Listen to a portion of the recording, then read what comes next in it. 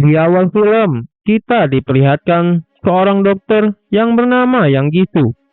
Ia sedang bereksperimen untuk menghidupkan kembali putrinya yang bernama Soyun. Di saat itu juga, ada seorang yang mencoba paksa masuk ke ruang labnya.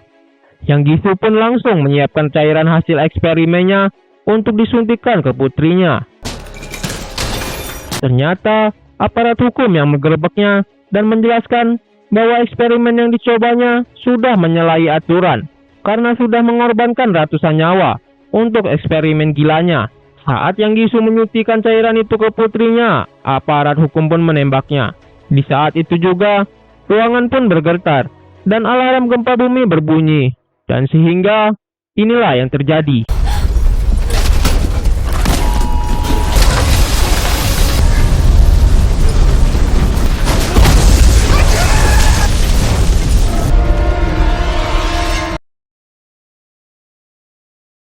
Gempa bumi yang sangat dahsyat menyebabkan hancurnya semua bangunan.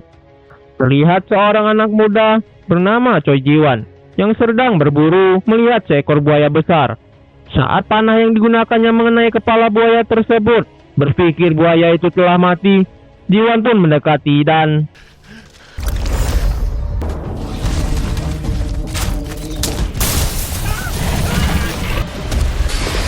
untung saja Ma Dong-seok atau Namsan menarik ekor buaya tersebut dan menghabisi dengan pedang yang dibawanya. Mereka pun membungkusnya.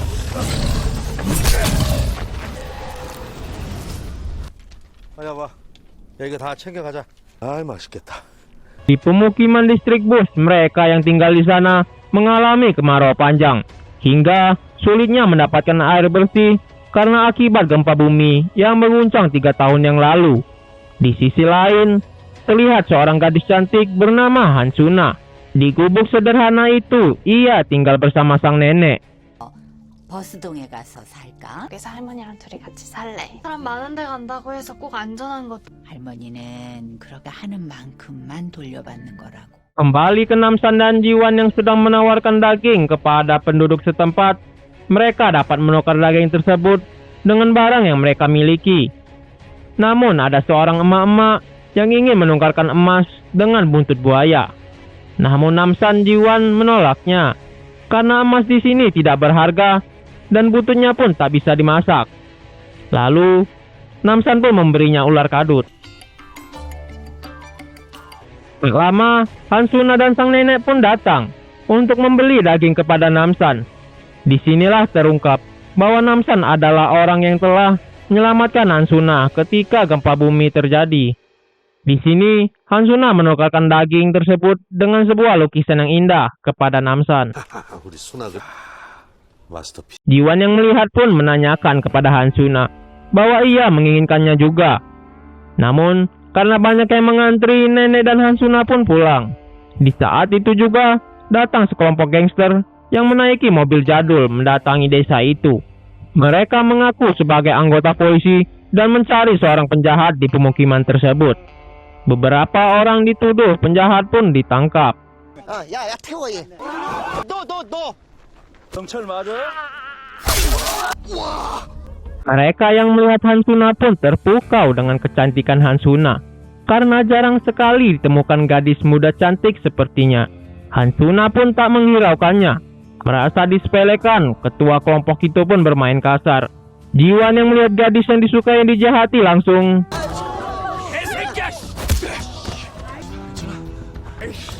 namun Jiwan tak cukup kuat, sehingga Jiwan pun disayuri. Namsan yang melihat Jiwan disayuri dan 나와.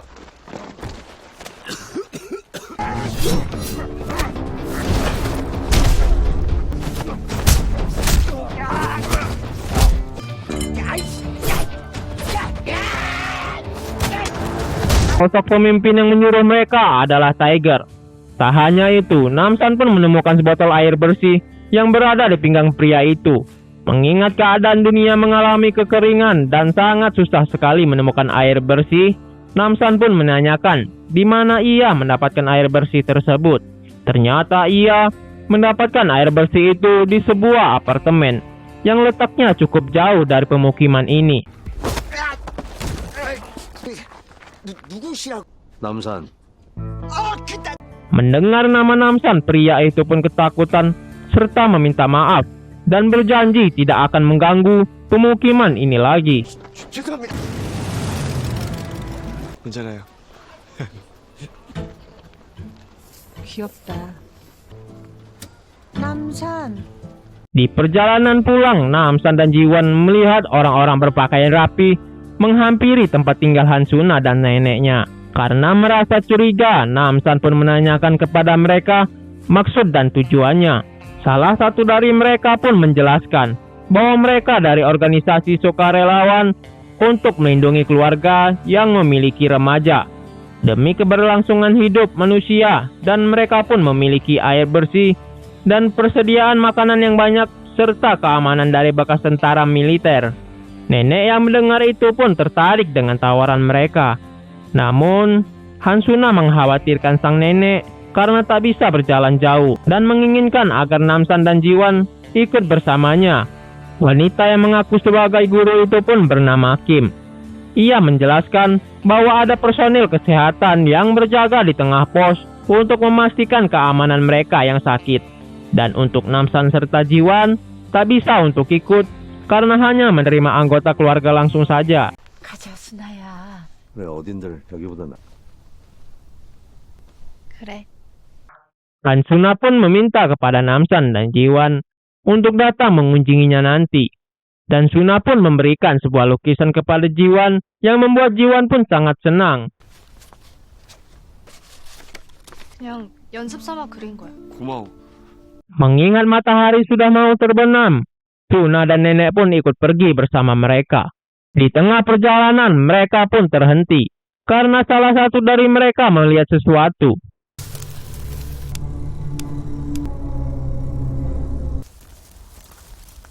Ternyata, sesuatu tersebut adalah organisasi relawan juga yang membawa sebuah keluarga dari daerah barat. Mereka pun jalan bersama. Di saat Suna sedang melukis, seorang anak gadis yang seumuran dengannya bernama Lee Juye mendekatinya. Juye pun mengajak Suna untuk berteman. Suna dengan sangat senang hati menerimanya. 그래. 친구하자. Kembali ke Namsan dan Jiwan yang sedang mengobrol. Jiwan merasa tidak ada kebahagiaan lagi setelah Suna pergi. Jiwan pun memikirkan supaya ia bisa tinggal di apartemen tersebut. Dengan cara Namsan menikah dengan nona yang memakai perhiasan tersebut dan mengadopsi Jiwan sebagai anaknya. Namun Namsan menolaknya karena ia berpikir itu adalah wanita aneh. Sebab Namsan melihat ia memasukkan ular ke hidungnya sendiri. Tahan dengan ocehan Jiwan, Namsan pun ingin pergi berburu. 감사한가요? 그래. 같이. Kembali mereka yang sedang di perjalanan, sang nenek pun tampaknya sudah tak kuat lagi untuk melanjutkan perjalanan, sehingga guru itu memberikan solusi agar nenek Suna dan seorang kakek ke pos kesehatan. Seperti yang ia ceritakan sebelumnya. Disinilah Suna dan nenek berpisah. Suna pun meminta agar menjaga dan merawat neneknya. 할머니 좀 잘 부탁드릴게요. 순아야, 걱정하지 말고. Setelah berjalan 10 menit, tampak 2 mobil dan beberapa orang militer milik organisasi relawan ini. Suna pun protes mengapa bu guru tersebut tidak memberitahu jika mobil penjemputan sudah dekat. Dan sang nenek harusnya bisa ikut berkendara bersamanya. 할머니 태워가도 됐잖아요. 여기로 보내겠습니다. 엄마, 나 물 없어. Suna pun melihat sesuatu yang aneh tepat di leher salah satu militer tersebut. Di sisi lain, sang nenek dan kakek bukannya diantar ke pos kesehatan, malah diantar ke tepi jurang. 이제 다 왔습니다. 어디 있나요? Namsan dan Jiwan yang sedang berburu pun ingin memeriksa perangkap mereka. Tiba-tiba, Jiwan melihat sang nenek yang sudah tersungkur tak bernyawa. Sehingga inilah yang terjadi.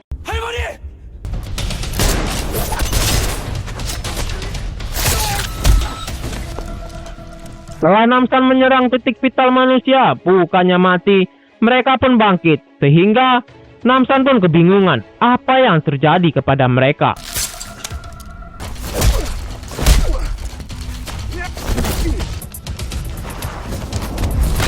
Jiwan sendiri kewalahan menghadapi manusia aneh itu. Tibalah saat manusia aneh itu terkena jeratan, ia pun malah memotong kakinya untuk melepaskan diri. Jiwan yang sudah kelelahan pun terjatuh. Dan di saat manusia aneh itu ingin membunuh Jiwan, tiba-tiba...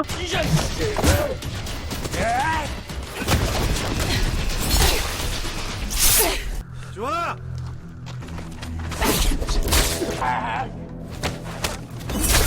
Untung saja ada wanita misterius yang datang menyelamatkan Jiwan. Setelah pertarungan, Jiwan pun langsung ingin menjemput Suna. Namun Namsan ingat tak mungkin meninggalkan sang nenek dalam keadaan terkapar seperti itu. Mereka pun memakamkan sang nenek dengan rasa yang sangat sedih. Setelah memakamkan sang nenek, Namsan dan Jiwan kembali mendatangi wanita misterius itu. Ternyata wanita misterius ini mempunyai tujuan untuk meminta bantuan kepada Namsan agar menyelamatkan penghuni apartemen dan anak buahnya. Namsan yang mengingat dua manusia semalam yang tidak normal yang harus memenggal kepalanya untuk membunuhnya. Wanita misterius itu pun menjelaskan, 3 tahun yang lalu ia pernah bertugas sebagai sersan di Angkatan Udara. Ia bernama Lee Yun-ho. Sesudah gempa bumi terjadi, ia bersama sersan Kwon dan lainnya mencari orang-orang yang selamat. Saat proses pencarian, mereka menemukan apartemen yang masih berdiri tegak, dan ada lapisan air bawah tanah yang berada di apartemen tersebut. Mereka pun gotong royong agar bisa digunakan untuk masyarakat. Namun, suatu hari seorang lelaki bernama Yang Gisu pun datang ke pemukiman apartemen itu. Dialah satu-satunya dokter yang selamat dalam insiden gempa bumi, sehingga ia sangat berharga bagi mereka. Tapi seiring berjalannya waktu, dokter Yang Gisu menunjukkan sifat aslinya, di mana ia membuat eksperimen gila yang membuat manusia kebal, tahan pukul, tahan tak makan minum, dan tahan sakit putus cinta. Yang Gisu pun menahan semua para remaja untuk eksperimennya, yang membuat para orang tua menanyakan keberadaan anak-anaknya. Di sini, sersan Kwon pun menunjukkan hasil eksperimen dokter gila tersebut dengan menembak salah satu rekannya. Tanpa rasa sakit, ia pun bangkit kembali. Namun sersan Lee yang tak setuju dengan apa yang dilakukan Yang Gisu, sehingga ia pun memberontak dan melarikan diri.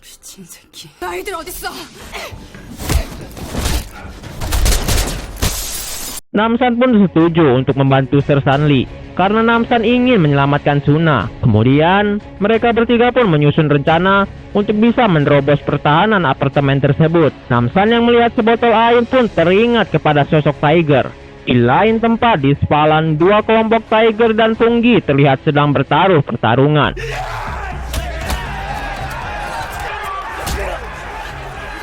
Punggi yang tak terima pentolannya kalah pun mengolok-olok Tiger, sehingga dua kelompok ini pun saling serang. 너 싸구려 새끼 살려줬더니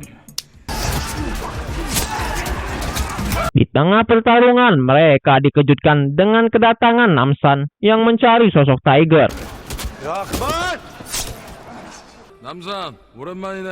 Di sini kita mengetahui bahwa Namsan adalah atlet juara tinju yang pada saat itu mengalahkan Tiger. Dan di sini Tiger pun ingin membalaskan dendam kekalahannya. Tiger pun memberi tantangan kepada Punggi untuk menghabisi Namsan, yang apabila ia berhasil, Tiger akan memberikan setengah anak buahnya. Sehingga inilah yang terjadi.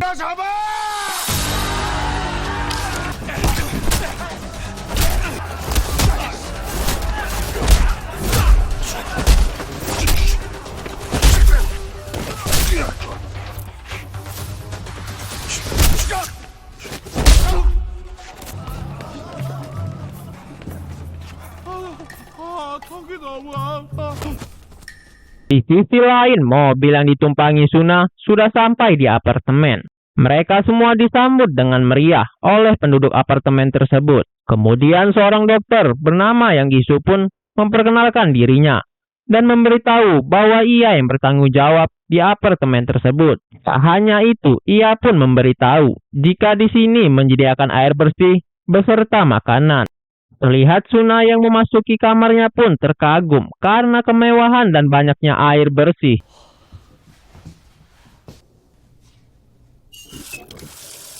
Keesokannya, saat mereka dikumpulkan semua di teras, Suna pun menanyakan keberadaan neneknya. 언제쯤 도착하세요? 할머니? 보냈으니까 그놈의 쓰는 거 아니에요? 아이들은 우리의 희망입니다. Di sini, Yang Gisu pun mengumumkan skor tertinggi dari siswa-siswi di apartemen itu. Anak yang mendapatkan skor tertinggi, orang tuanya akan mendapatkan tempat tinggal yang indah dan tiket makanan gratis. Sehingga orang tua Juye yang melihatnya pun mengharapkan agar nantinya Juye bisa mendapatkan skor tertinggi juga. 할 수 있지? 그럼. Setelah pengumuman selesai, Suna, Juye dan keluarganya harus berpisah tempat tinggal. Bu guru tersebut menjelaskan bahwa siswa-siswi tinggal di lantai 8 dan orang tua yang ingin bertemu dengan putra-putrinya bisa mendaftar sebuah pertemuan. Sedangkan bagi orang tua, mereka tinggal di lantai bawah sambil bekerja menyaring air setiap hari. Setelah mereka yang sudah sadar pun dikumpulkan. Jiwan dan Sersan Lee menemukan pasokan senjata, sehingga Namsan pun menginterogasi satu persatu tentang bagaimana mereka bisa mendapatkan senjata dan air bersih ini. Yang karena mereka memilih untuk tak bicara, Namsan pun memberikan sebuah bogeman obat tidur. 저는 좀 자고 있어. 몰라. 저도 잘 자고 있어. 넌 이거에 대해서 몰라. Melihat anak buahnya yang menengitis, Tiger pun tak mau mengalami hal yang sama. Ia memberitahu bahwa dokter Yang Gisu dan antek-anteknya sudah menguasai semua persediaan air bersih. Sehingga mereka menukarkan para remaja dengan air bersih ke apartemen tersebut. Namsan yang sudah cukup mendapatkan informasi, ia pun menyuruh Tiger untuk tidur walau ia belum lelah. 왜 말하느라고 피곤할 텐데. 그렇게 안 피곤한데? 아니 한숨 자. Setibanya di ruang kelas, Suna makin merasa aneh setelah melihat siswa-siswi yang cenderung diam, tak ceria, serta terdapat luka di bagian belakang telinga di semua siswa-siswi itu.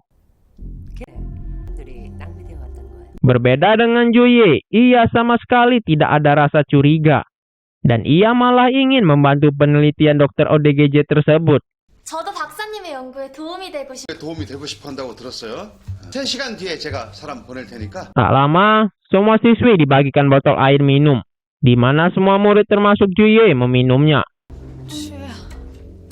Sedangkan Suna malah menanyakan keberadaan neneknya. Jadi Kim pun menjawab, nenek Suna sakit parah, jadi harus dirawat beberapa hari.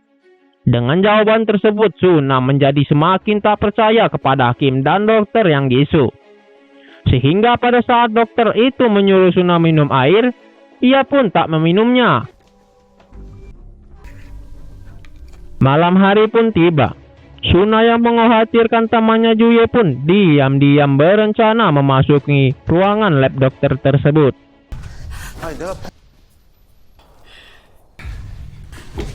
Di waktu yang bersamaan, orang tua Juye yang sudah beberapa hari tak bertemu pun ingin bertemu dengan putri kesayangannya, di mana ia mendesak seorang petugas keamanan agar ia bisa bertemu dengan putrinya. Namun, petugas itu tak dapat mengizinkannya dan terjadilah keributan. Dokter Yang Gisu yang mendengarnya pun datang dan mengajak orang tuanya Juye ke ruang lab penelitiannya. Suna yang terlebih dahulu sampai ke lab dan melihat buku catatan yang terletak di meja dokter Yang Gisu itu pun sangat-sangat terkejut. Karena catatan tersebut menunjukkan percobaan regenerasi reptil, tikus, dan kelenjar pituitari di bagian otak remaja pun digabungkan. Sehingga bisa menciptakan manusia yang bisa hidup walau tanpa makan dan minum.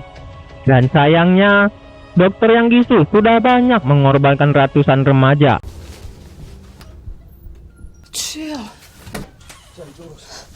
Suna pun dengan cepat bersembunyi.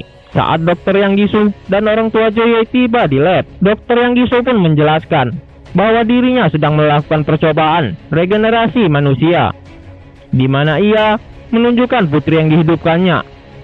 Khawatir dengan putrinya, orang tua Juye pun mencoba melepaskan peralatan yang di tubuh Juye, sehingga membuat Juye pun kejang-kejang dan tewas di saat itu juga.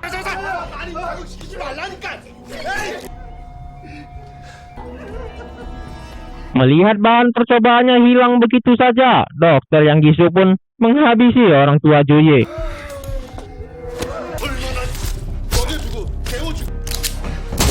Suna yang menyaksikan kejadian itu pun membuat napasnya tak beraturan. Sehingga dokter Yang Gisu pun mengetahui keberadaannya dan menjadikan Suna sebagai objek baru penelitiannya. 마침 잘 됐네. Pagi hari pun tiba. Namsan dan kawan-kawan sudah tiba di depan gerbang apartemen, di mana mereka dihadang oleh aparat keamanan yang berjaga. Tiger pun mengatakan bahwa ia ingin mengantarkan barang. Namun, pada hari itu bukan hari pengantaran. Sehingga, aparat keamanan pun curiga dan 시동꺼.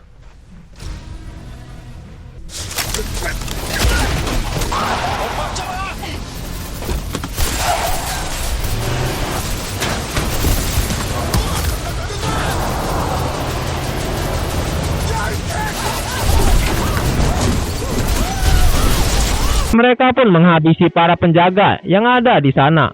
Kim dan Kwon yang melihat Namsan dan kawan-kawan yang datang pun melaporkan kepada dokter Yang Gisu.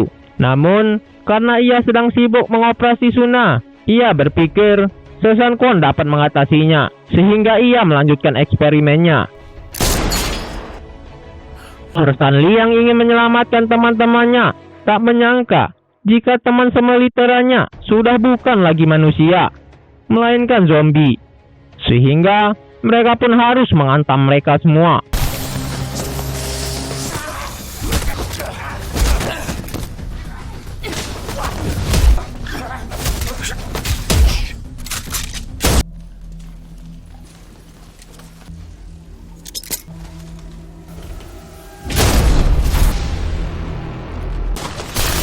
Di sini Namsan menyuruh agar Jiwan dan Sersan Lee untuk naik ke atas untuk lebih dulu menyelamatkan Suna. Sedangkan dirinya akan menghadapi para keamanan apartemen yang terus berdatangan. Sayangnya, ia kehabisan peluru, sehingga mau tidak mau ia harus mengambil parang legendnya.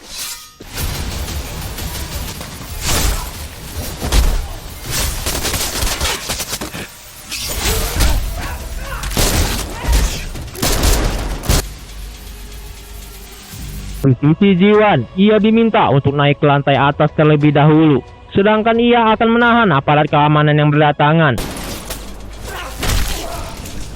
Jiwan yang sedang mencari ruangan di mana Suna berada pun berhasil menemukan sang guru Kim, sehingga ia menyandranya untuk menunjukkan di mana Suna berada.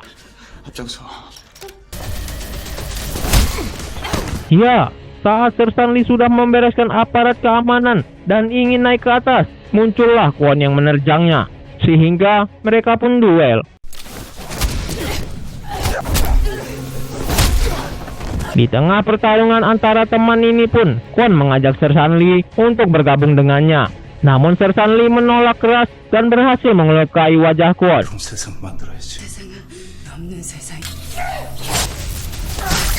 Kwon yang mengamuk pun membuat Sersan Lee tak berdaya dan terlempar ke bawah gedung.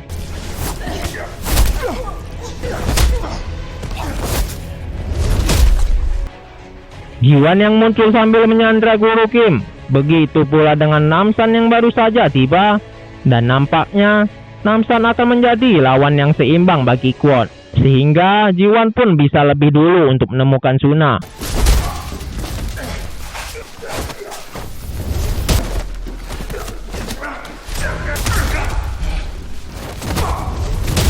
Namsan yang kewalahan menghadapi Kwon yang tak mati-mati, padahal ia sudah banting sana banting sini, sehingga Namsan melemparkannya keluar gedung dan menjanggut kepala atasnya ke pecahan kaca hingga terpisah dengan kepala bawahnya.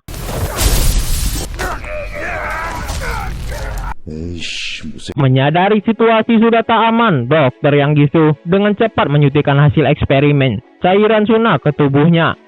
Tanpa ia sadar bahwa Suna tak pernah meminum air yang disediakan olehnya.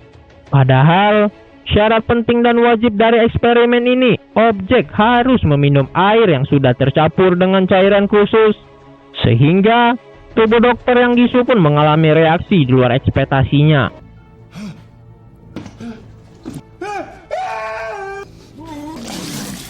성분 조절이 중요하다. 나 그거 안 먹었어. 우리 할머니가 그랬어. 네가 한 만큼 돌려받게 되어 있다. 돌려받게 될 거야. Di saat itu juga muncullah Jiwan dan Guru Kim, yang saat itu juga diserang dari belakang oleh tentara wanita. Di sini, dokter yang Gisu pun berencana untuk pergi dengan membawa setengah tubuh anaknya. Namun, saat ingin keluar, datanglah Namsan yang langsung menghabisi tentara wanita itu.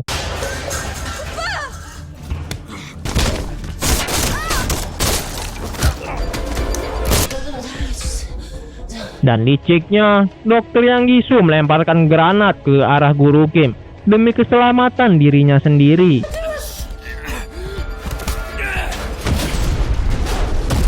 Untung saja, Jiwan berhasil menarik Suna saat ledakan terjadi, sehingga mereka semua selamat, termasuk Sesanli yang terbangun akibat kencangnya suara ledakan granat itu. 야, 지원아! 수나야, 빨리 나가자. Setibanya di bawah, dokter yang Gisu sudah dikerumuni oleh para orang tua yang menanyakan keberadaan anaknya. Sehingga ia pun digebuki. Merasa kesal, dokter yang Gisu pun dengan brutalnya menembaki semua orang. Hingga ia tak sengaja mengenai koper yang berisi tubuh putrinya.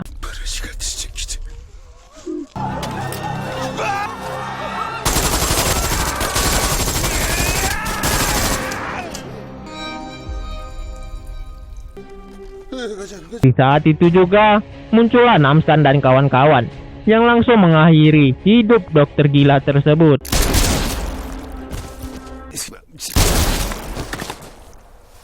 Setelah semuanya tuntas, turunlah keajaiban, yaitu hujan.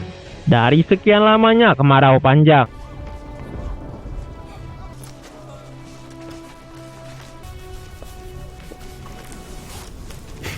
이제 돌아가요.